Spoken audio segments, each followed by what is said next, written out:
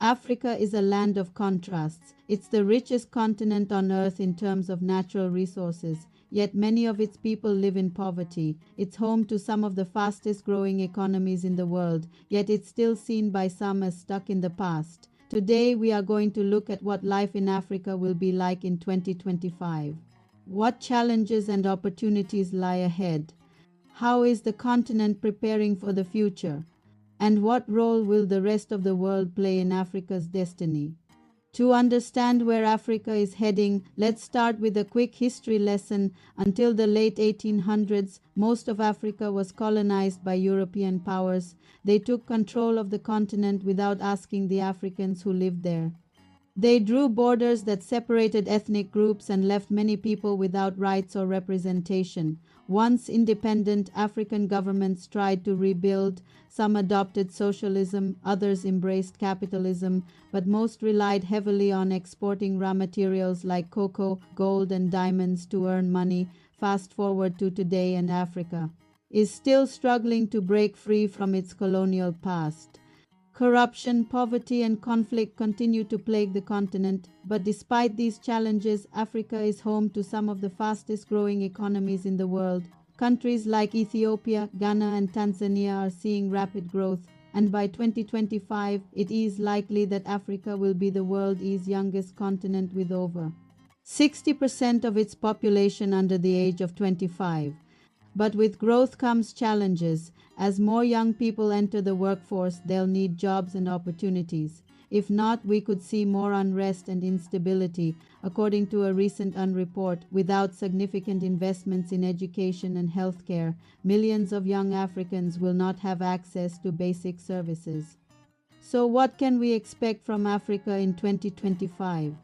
One of the biggest challenges facing Africa is debt. Many African countries have borrowed heavily from China and other lenders to build infrastructure like roads and railways, but now they're struggling to repay the loans.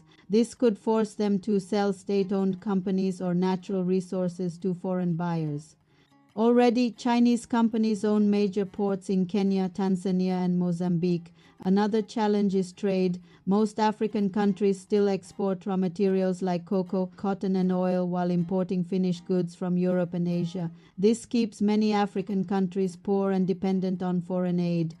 To break this cycle, African countries need to invest in manufacturing and add value to their exports. Security is also a major concern. In recent years, we've seen a rise in extremism and conflict in countries like Mali, Burkina Faso, and the Sahel region. This has led to a heavy security presence by foreign powers like France, the US, Russia, and China.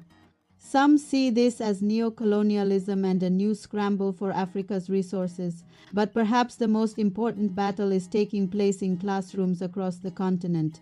The legacy of colonialism is still strong, and many African countries have struggled to create effective education systems. While there have been improvements in literacy rates, many schools are still run by foreign aid organizations and teach in colonial languages like English and French. This makes it harder for African countries to develop their own industries and compete on a global scale. So what can we expect from Africa in 2025? Well, it's hard to predict the future, but one thing is for sure: Africa will continue to be a major player on the global stage. With its vast resources, young population, and strategic location, it has the potential to be a major economic power. But to realize this potential, Africa must tackle issues like corruption, inequality, and lack of infrastructure. Whether it can do so will shape not just Africa's future, but the future of the entire world. What do you think? Will Africa be a major player in 2025? Let us know in the comments below, and don't forget to subscribe for more insights on global politics. Thank you for watching.